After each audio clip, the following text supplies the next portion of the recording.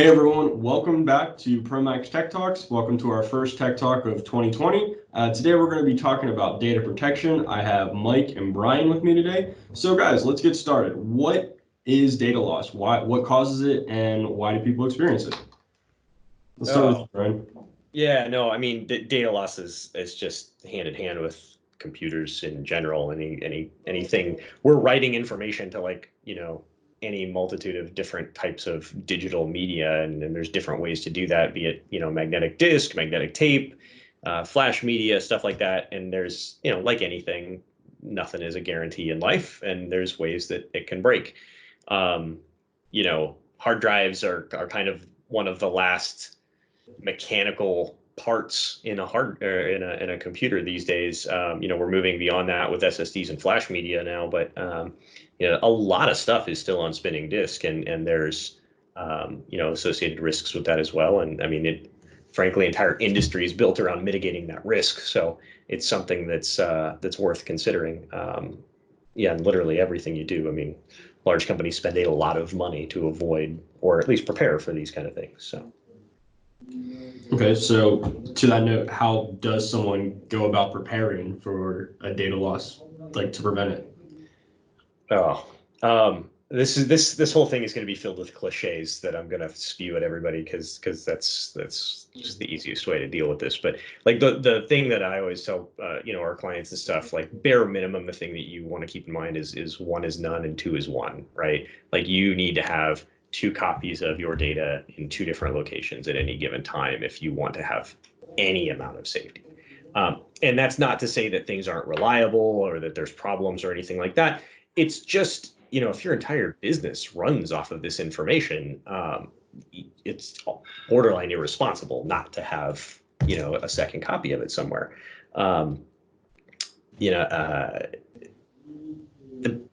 By far the biggest way to prepare for this stuff is active backups. Having, there are ways to defend against it, like from a, so there are, trying to think of the different ways that you like classify this, but there's actively backing it up, and then there's also like mitigating the failure to begin with, where you have systems like RAID systems and failover systems and such that allow you to survive backups and work through them. But ultimately, you need to have that second or third copy somewhere and have it accessible and ready to use if you need it. We all hope that we don't need a backup, like, ever, but until we do, and then we really need it. So. Okay, so how would someone like go about like measuring their risk for data loss? Like, is there a way you can kind of like you can gauge where you're at? Like, you're really prepared, or oh crap, we need to do something about this. Like, is there a way to kind of measure that? It depends. It depends a lot on, again, depends on your workflow, depends how you work. Yeah, it's always coming at some point. Depends on your workflow, depends how you work, and it depends what your tolerances are. Like every workflow has its own tolerances. One of the things I discuss with clients a lot is, what is your tolerance for failure? Meaning, is rewinding everything 24 hours acceptable? Is rewinding everything a week acceptable? It's not you don't like it, but can you survive if you had to work on data that's a week old? And typically the answer is about 24 hours, like about a day's worth of work is what people are mostly acceptable, borderline acceptable to deal with in most environments. And, look, a lot of our clients are production marketing type clients. Things move relatively fast in those environments. So a day hurts, but it's survivable.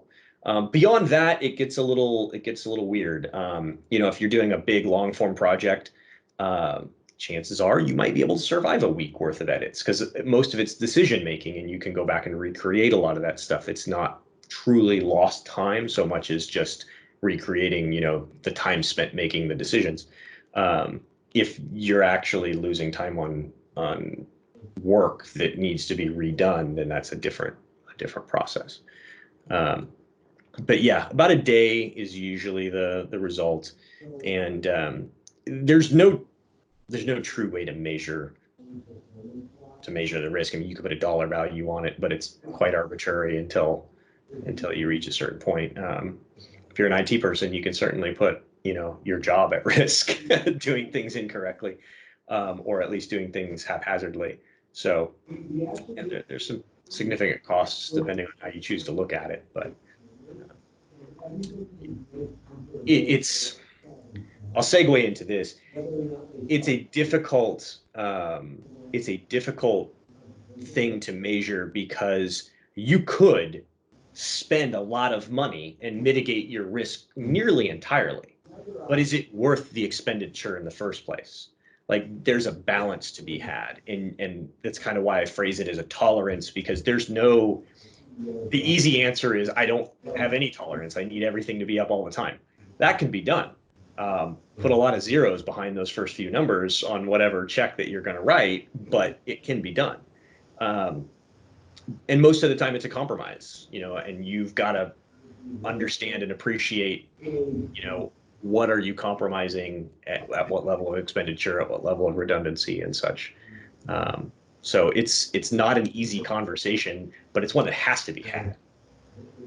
Okay. So Mike, since you're taking a lot of the first response for when people call for this stuff, how often do you actually see people have data loss they come to you for? Not quite too often, as some of my clients will actually have backups of their stuff on either LTO or some on cloud here and there. They'll be able to retrieve what they need to, but it does take time because they'll have it off-site or in another place that it will just take a while to retrieve. But there are some clients that will delete something by mistake, like the day of, and they'll have to try to retrieve it the same day and try to go through a snapshot and just retrieve it from on the spot, really. Whereas had other clients, Brian, we had one that had encryption a while back, right? Yeah, there's a few that come to mind. I can only think of a couple that have had like real terabyte level data loss over the years, and for various reasons. One of them I think was like one of those encryption malware situations. Another was an Adobe bug. Another was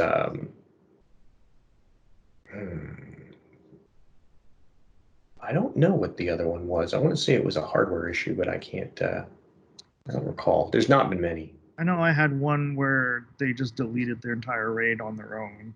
It does happen. Yeah, user error is a really interesting point.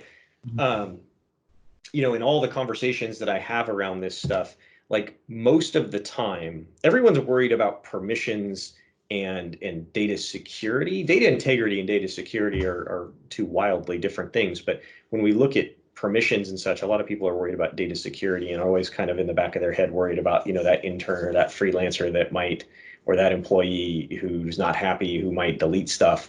And the reality around stuff like that is, in all the time that I've been doing this, I have literally never run into a situation where someone has maliciously deleted data, even on like a company exit or something like that. In every case, it's either been a technical issue or user error. And sometimes user error by like the most high level respected type people that just happen to click on the wrong thing, or drag a folder into another folder and not know that it just moved 3 terabytes of data in 4 seconds.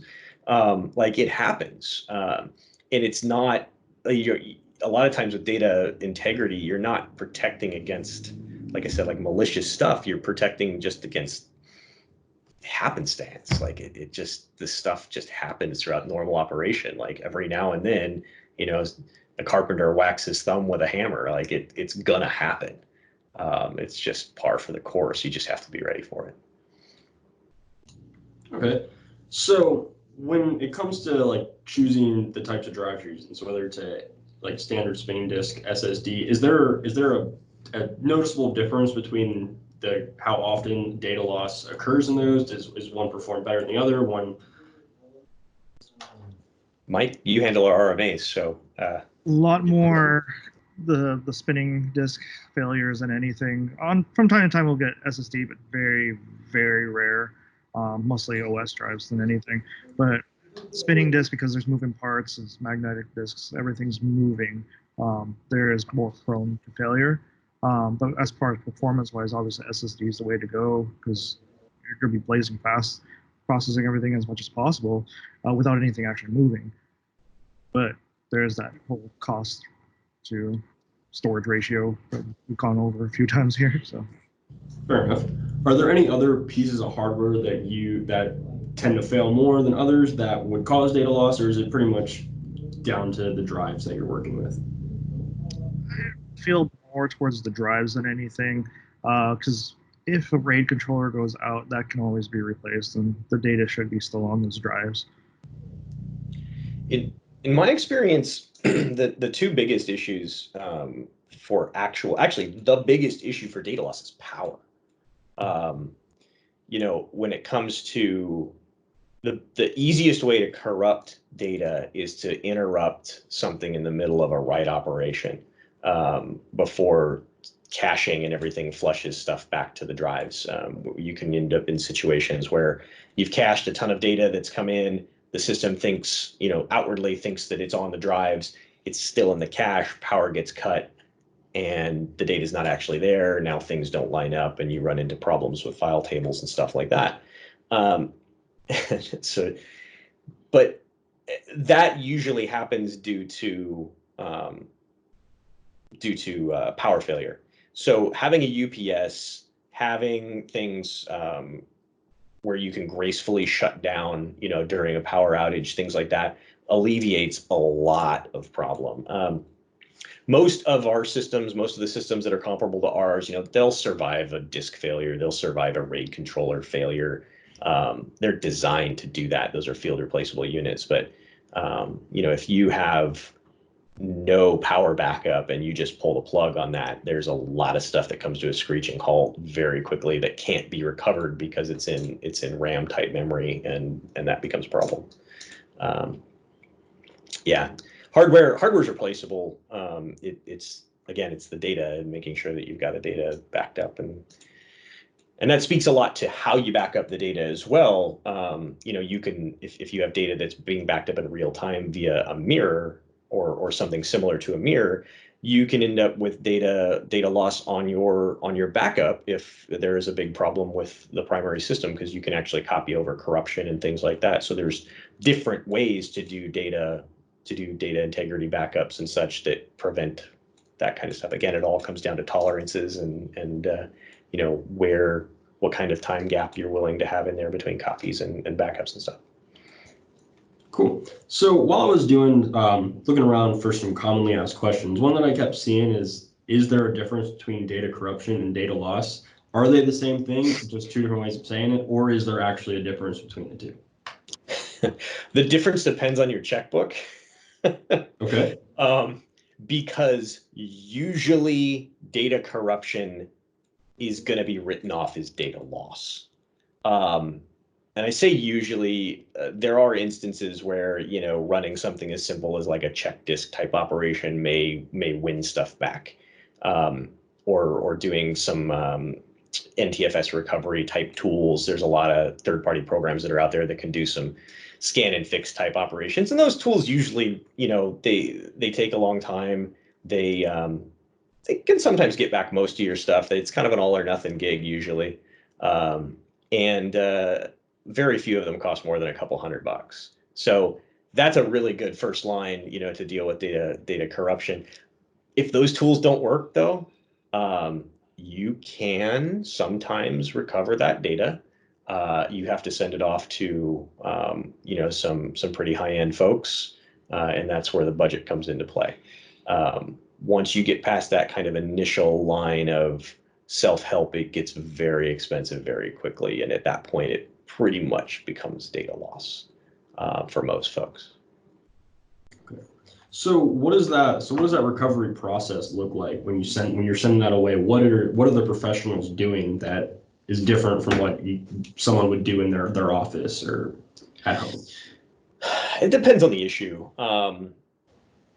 In our world, we're dealing with RAID systems that are 16, 24 drives, 36 drives in some cases.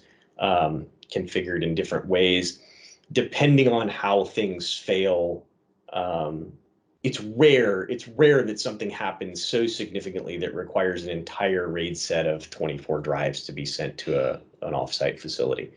I mean, those facilities, though, what they do, it varies greatly, but you know, they can sometimes rebuild RAID stripes with just the software and information, but it's a very time-consuming process to do that, to align everything properly. And if there's errors on the drive, they sometimes have to rebuild drives, or in a lot of cases, you don't get all of the data back if that's a problem.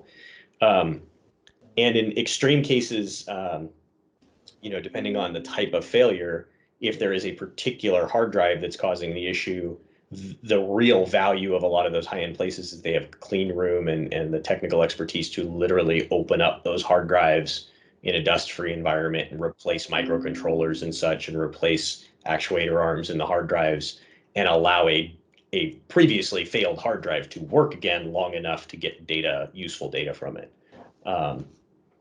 It's not. That's frankly, that's more of a commercial type hard drive recovery for like retail type users, like people that have pictures on a single hard drive and they have no other option but to send it in. And even on a single hard drive, you know, you might be paying $500 to $600 depending on how bad things go. You know, on a RAID set where you're potentially in double-digit drives on a RAID set, that can easily become a 5-digit number. So it is not a trivial thing to have something go out for professional data recovery at the enterprise level. Okay.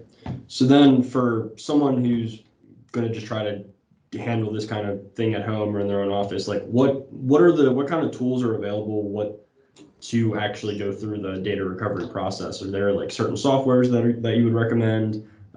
Is there a certain repair process you can do on your own? What does that look like? It depends on a couple things. The first thing is, you know, how sensitive is the data? If it's something you absolutely must have back, you know, data recovery is one of the few things in computers in computing and such, where for the most part in computers, I'm going to make a very general statement. You can push buttons and figure out how things work without doing a lot of damage. And you can generally revert things and go back and experiment. You cannot do that with data recovery. The general rule of thumb is every time that if you have data in a questionable situation, on a questionable drive of questionable health, or in a file table that's causing problems, or a file system that's causing problems, the general mindset you have to have is every time you touch that, you are likely making it harder for professional data recovery if it goes there at the end.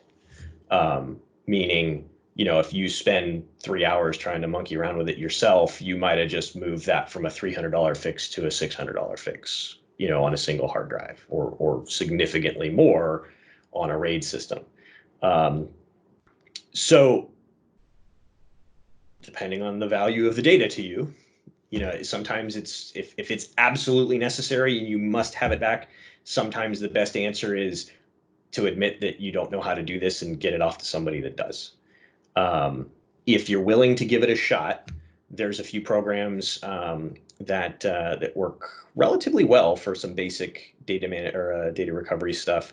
If you have file system issues, I believe the company is NTFS Internals. I have to look it up, but it's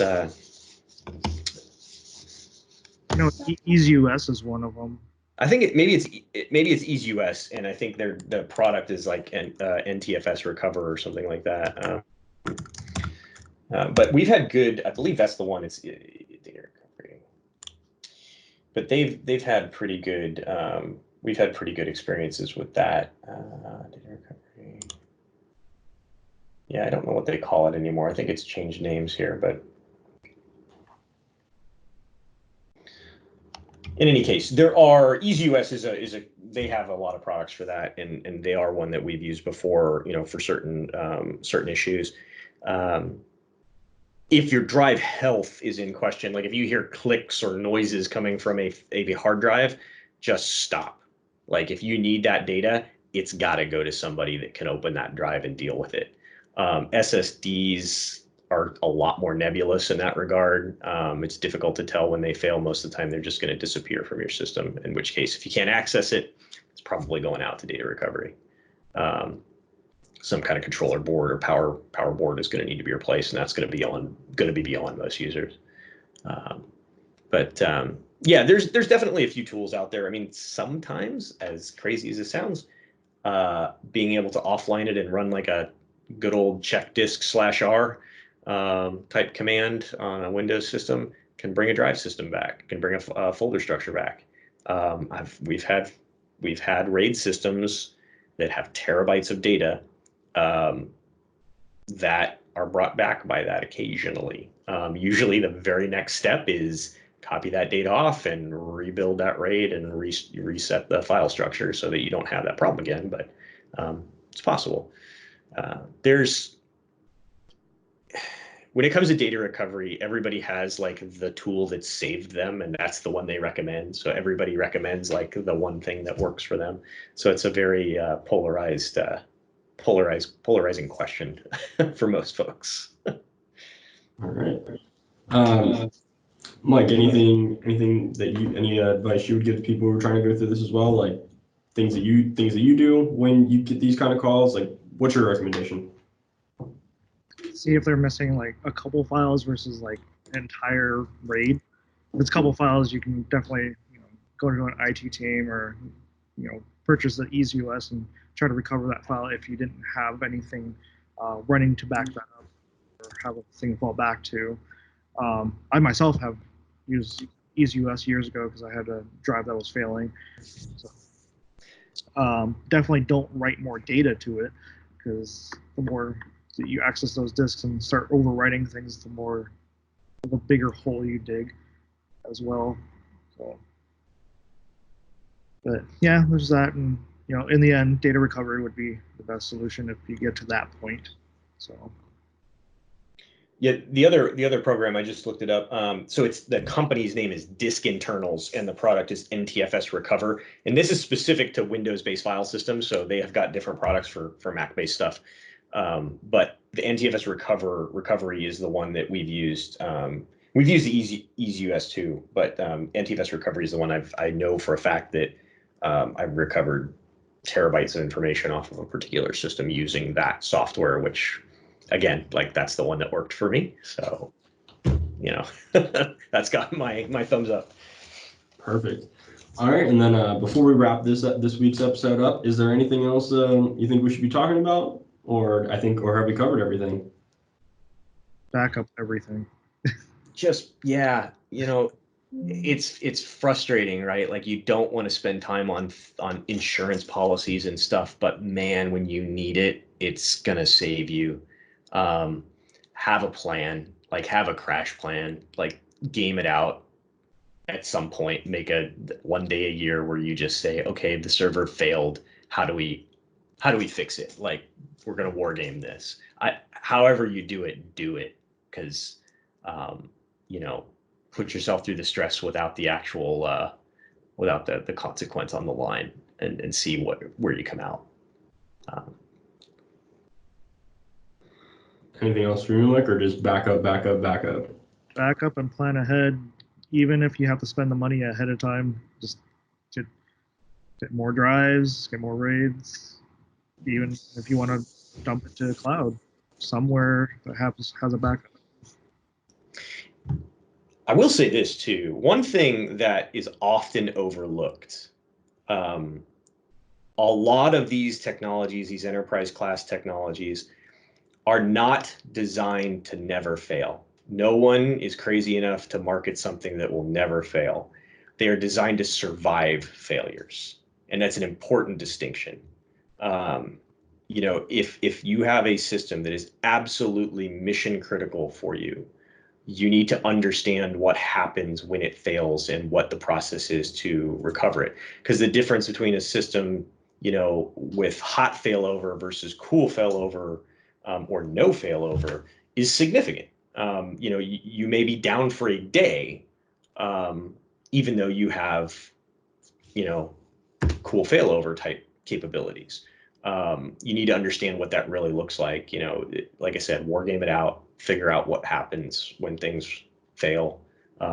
Maybe even talk to the manufacturer and induce a failure, safely to see what happens. There's ways to do that, and understand how that plays out.